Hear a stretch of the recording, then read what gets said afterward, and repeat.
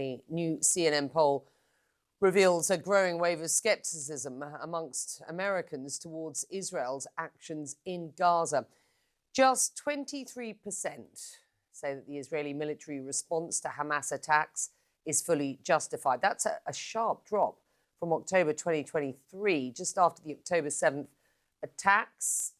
22% of Americans polled now say Israel's actions are not justified at all, reflecting a significant shift in public opinion.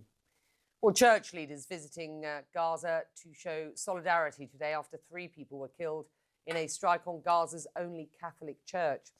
The visiting clerics include the Latin Patriarch of Jerusalem, who said the strike was a direct hit by a tank. Israeli Prime Minister Benjamin Netanyahu has said that the incident is under investigation, but blamed stray ammunition. And Pope Leo has offered his support and sympathy to Gaza's Catholic community. Many from Gaza's small Christian community have been sheltering inside the church.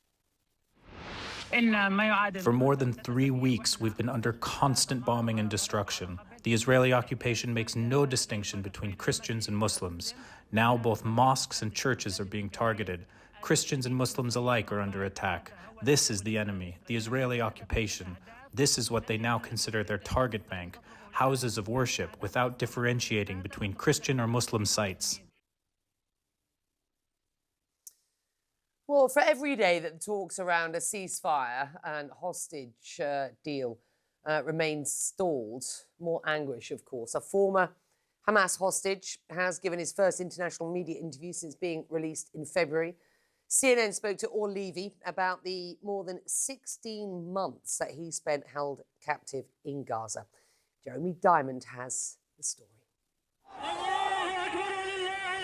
5 months ago, these images of Or Levy shocked the world. His emaciated body, a testament to the 491 days he was held hostage by Hamas. And I must say, it's after 3 weeks of a lot of food that got into, that we got. Meaning, had you been released 3 weeks earlier, you would have looked a lot worse. For sure. That's hard to imagine. It's hard to understand how difficult it is to live on 1 pita a day for 491 days. It's something that no human should live like that, and for the people that are still there, I know those days were even worse than what I've been through, and it's scary. Just as difficult as the physical toll was the emotional burden of captivity, being ripped away from his then 2-year-old son, Almog. When his birthday came and I was there, it was my worst day of my life. What did you do on that day? So I sing to him, and crying most of the day, thinking and telling stories about him, about what we went through, promising that I would do whatever it takes to go back and doing his next birthday together. That wish came true 2 weeks ago, a birthday that came 5 months after Or was reunited with his family and with Almog. I remember seeing him, hugging him, hearing his voice. Crazy. But he says that day was also the hardest of his life. It was the day he learned that his wife, Einav, had been killed on October 7th. I met this woman from the army, and I asked her about my wife. I told her that I think I know, but I'm not 100% certain, and that I want to know. And then she told me. Or and Einav were huddling inside this bomb shelter when Hamas militants began throwing grenades and opening fire. And the last picture that I remember seeing is the Hamas terrorist shooting inside the bomb shelter. Hirsch Goldberg Polin, an American-Israeli later executed by Hamas in captivity, was also kidnapped from that shelter. They would spend 3 defining days together in Gaza's tunnels. He said to me, he who has a why can bear any how. And for me, when I was in captivity, I understood that I have a why, and this can help me survive any how. When he got back from Gaza, he got the mantra tattooed on his arm. What or who was your why? Almog.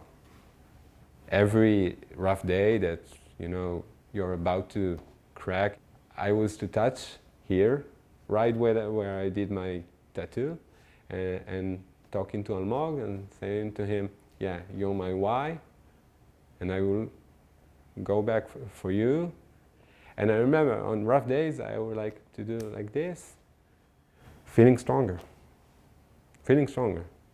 and not wanting to die. The thought of dying crossed your mind. Every day. But for me, I didn't accept that because I knew that people are waiting for me. My kid is waiting for me, and I don't want him to grow up without mom and dad. Or is home, but he must now answer his son's questions alone. So just the other day asked me why I didn't take him to this far place I was in. That's how you describe it to him? You were in a faraway place? Yes. So he asked about his mom, about what happened to her, about who caused it. What do you tell him about her, and how do you carry on her memory?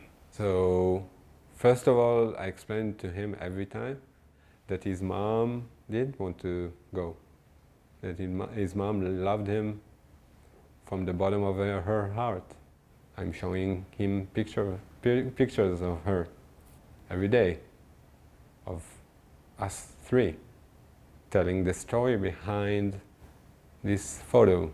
This is something that I promised to myself, even when it's hard, to get him to know her, because it's harder for him.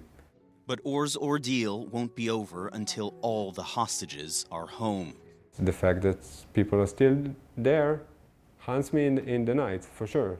I think that nothing is worth more than getting those people home. I know that we need to push on to get a deal that gets everyone home and finish everything. Jeremy Diamond, CNN, Givatayim, Israel.